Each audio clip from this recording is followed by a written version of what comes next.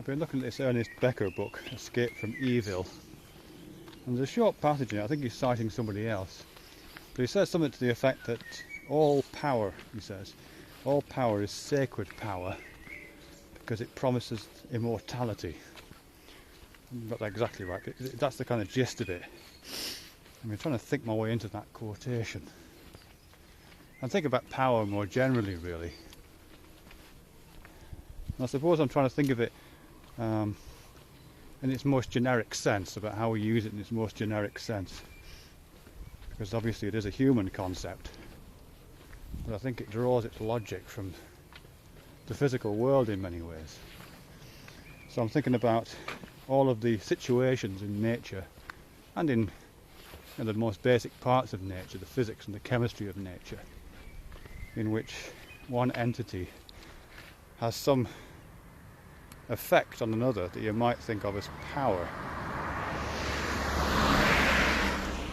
So I'm thinking about stars and planets, and I don't think it's stretching it too much to think that a star that has a planet orbiting it has some kind of power over that planet.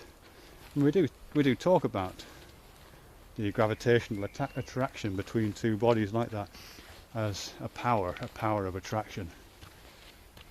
And obviously the star has greater power than the planet that orbits it. I'm also thinking of substances that dissolve one another. If you pour acid onto a tabletop, the tabletop may well burn. And it's hard not to think of that as power. It's a chemical reaction, but it's hard not to think of that as the acid having power over the tabletop. And I'm also thinking of it in terms of the kind of chemistry of living animals, really, I suppose, living creatures. Like, for example, I've got brown eyes. My dad's got brown eyes, but my mum's got blue eyes. So I think there's a 1 in 2, 1 in 3 chance that I've got a recessive blue gene in my DNA, because the gene for blue eyes is recessive and the gene for brown eyes is dominant.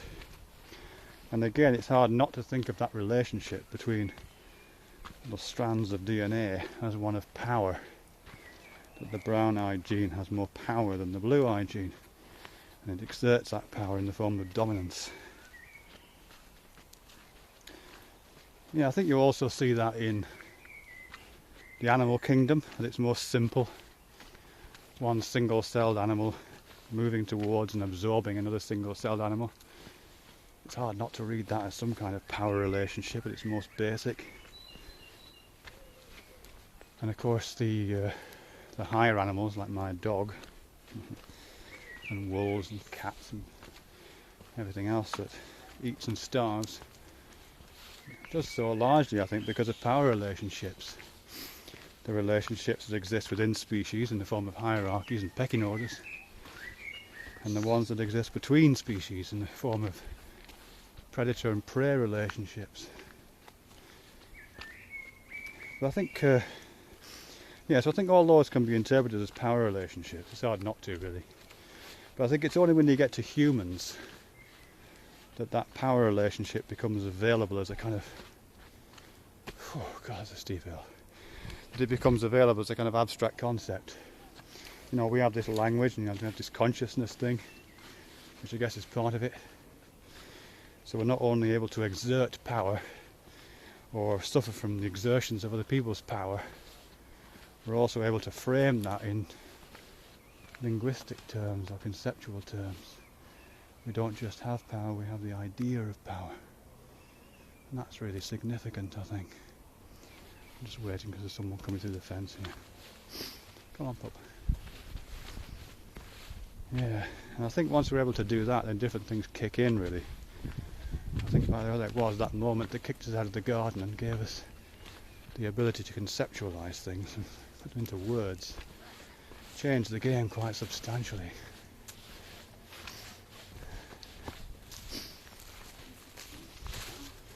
So when we can conceptualize power in that way, it allows us to do things to that concept. Or it forces us, I think. There are inevitable consequences on the idea of having concepts that aren't there when we're just kind of getting on with it. So for example, once you've got the idea of power, it's pretty much inherent in that you can imagine that power being larger, imagine it being smaller. You can imagine that power being infinitely expanded. These concepts can expand and undergo these kinds of transformations. They're not restrained by the limits of lived experience. So once you have the idea of power, implicit in that is the idea of infinite power and all that goes with that. So if we're talking about survival,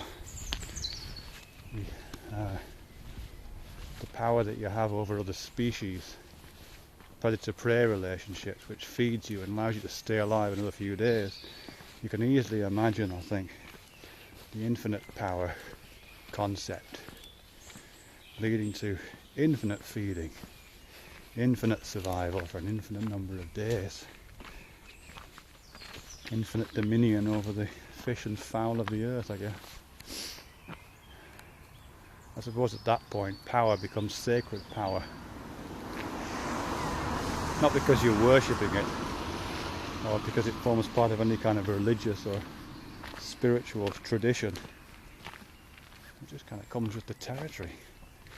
Power as a concept which is infinitely expandable. Yeah.